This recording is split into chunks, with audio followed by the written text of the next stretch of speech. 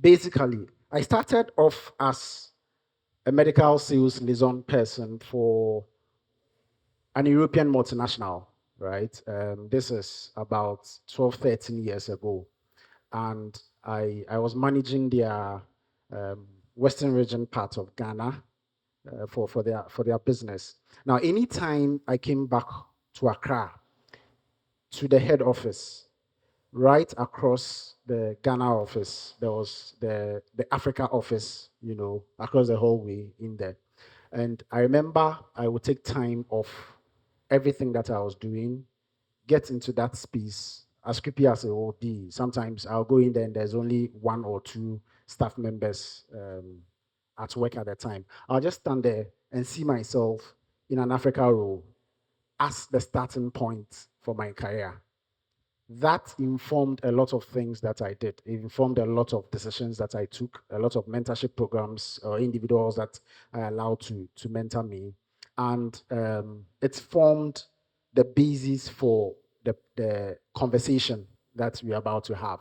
So my idea is to just share with you, what do you call it, the learnings that I have put together all across the years in how you can prepare yourself for global careers.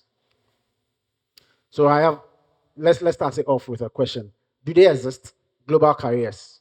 First of all, do they exist? Is it a fact that there are careers and there are openings at the global level, or it's just a fallacy? How many think it's a fallacy? They don't exist, like jobs or rules or career progression towards, where you're in Ghana or you're from Ghana or some part of Africa and you're leading a global organization from here. Do such opportunities exist? Great. Indeed, they do, they exist. The globalization has made the world a very small space, right?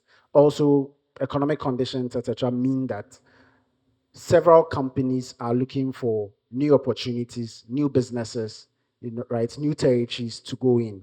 And it's always one of their what they call it, KPIs or key performance indicators, to try as much as possible to get people who have expertise in that new geographical segment they are going to operate, to be part of their management teams and to be part of the people who lead the launch of those projects or programs in those spaces. So yes, they do exist. And once you open yourself up for it, you will find that they do.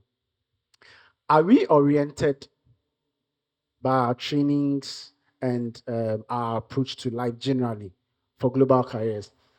Let me help you answer this question. How many of us, in all the courses that we have taken, from, let's say, crash to uni, how many of us have studied any course or any program that is maybe titled How to Work with People from Other Parts of the World, or any program like that? Has any of us sat in a class where this was the objective for the program you are taking? No. What it means is that our educational systems normally do not orient us for global roles. Traditionally, everybody, in depending on which part of the world you are, etc., right, you are naturally brought up to fit first and foremost into the community within which you are being raised. So if right now prof says, okay, we've closed this session, everybody, we can go out, you realize that people move in cliques. It's a natural thing. People move and flow, right, with people they are comfortable with. The same way, we are raised first and foremost to fit into the communities that we are raised, right? Before, if any of you has that tendency or wants that has that aspiration, to occupy anything global or to occupy anything above country, right? Then those desires will come in, isn't it? Now that we have set that table, how then do we prepare ourselves, knowing that our backgrounds are normally skewed towards feeling comfortable with ourselves, feeling comfortable with our environment, or fitting into our environments. And how do we prepare ourselves for global roles? I'll just take you through three learnings, just 3 points that I have put together from all the years that I have occupied such roles or positions in the pharmaceutical industry. First of all, you need to have a global mindset.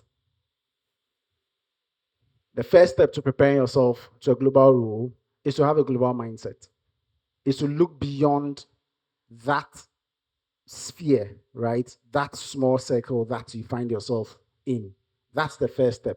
Now, imagine you have a version of the Ghana card.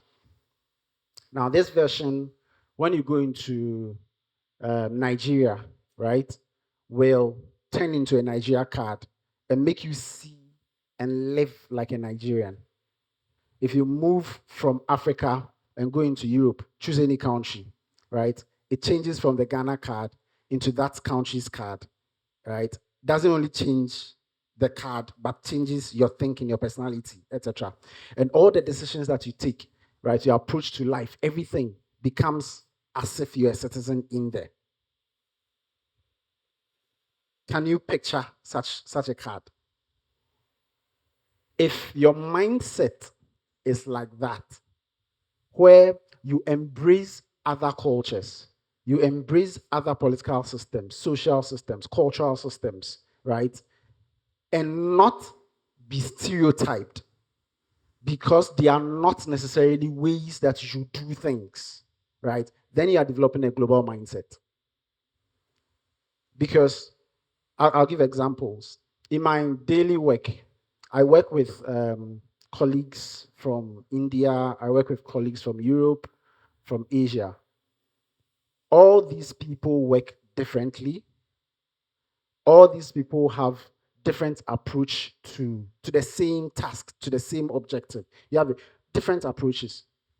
My Indian colleagues in sales, the entire month, right, from the first day or the first week to the final week, will prioritize sales, yes, but in the final week of the month, if you put anything marketing, if you put anything that is not directly in relation to sale, you become their worst inhibitor to achieving their corporate objectives.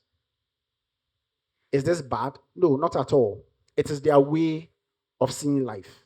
That's how they've been able to do what they've been brought up. That's how they see path to what to successes, isn't it? So how do I, from my position, how do I make sure that I do not present myself as an impediment to their meeting their corporate objectives? Once you have the mindset and see that the different cultures, their food. So I remember the first time I sat with, the Indian colleagues, etc. The ones who I'm a vegetarian. Oh no, me, I don't mind. I eat chicken, but I eat egg, but I don't eat chicken. Okay, one comes, etc. Okay, because I have a global mindset, I need to be accommodating of the choices. If my eating meat at the time, right, makes that colleague uncomfortable, Paul in scripture says that what many things to many people, so that's what I mean, win some for Christ, isn't it?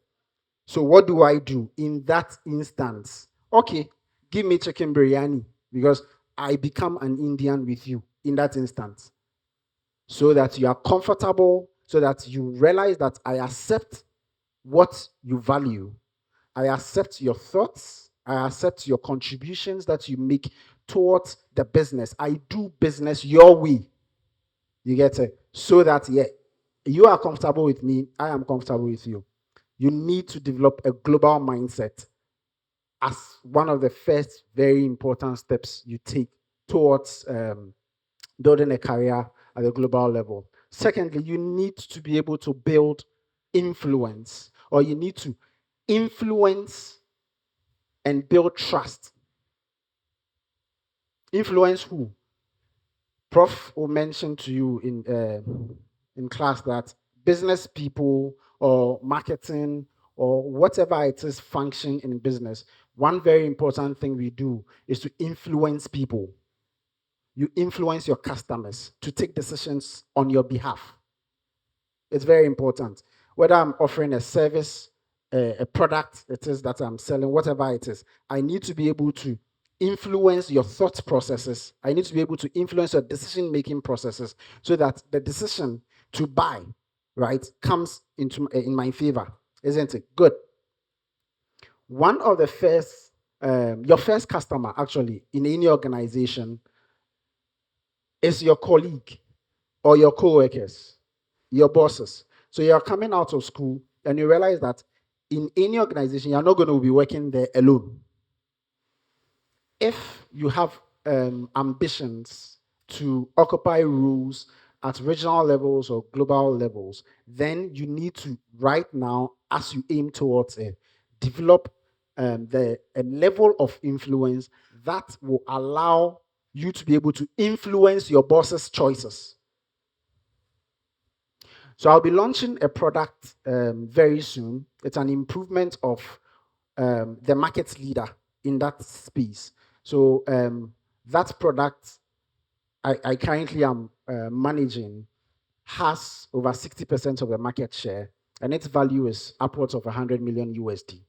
Now, we want to improve the product. We want Dr. McCarthy and his colleagues, to feel safe when they are using the new version of it. The region we are looking at first is Africa. I'm African. I am based here. If I do not have enough influence for my bosses to understand that I present a high level of technical expertise and understanding of my market, do you think that they would leave the entire project to my care? No, because it costs them so much. We've built a project, a business, a brand that is upwards of the value I mentioned. We are relaunching, and it is the bread and butter of the organization. So you need to be able to do what? Build skills that will allow you to influence not only your colleagues, but even your bosses. To build trust as well. So for your own colleagues, they need to trust you. Colleagues from other parts of the world. You need to be able also to trust them. I'm here. My first launch will be in East Africa. When that, I'll be going there sometime in the future, right? But between now and the time that I go there, things must be done for that launch to happen. If I do not trust my colleagues in the country to be able to do the groundwork, will any successful launch happen? No. You need to be able to build the ability to trust colleagues and then have colleagues do what? Reciprocate the same trust so that because there are different time zones and there are different people handling very different things at that level, very complex things happening at the same time, you can actually be rest assured that indeed the project will happen and it will be successful. The third and final point that I would want to speak on, a skill you need to develop, is your ability to process complex information, complex data, and simplify all of that into clear, tangible decisions. So as you see here on the slide, I have a lot of yarn, threads, all there.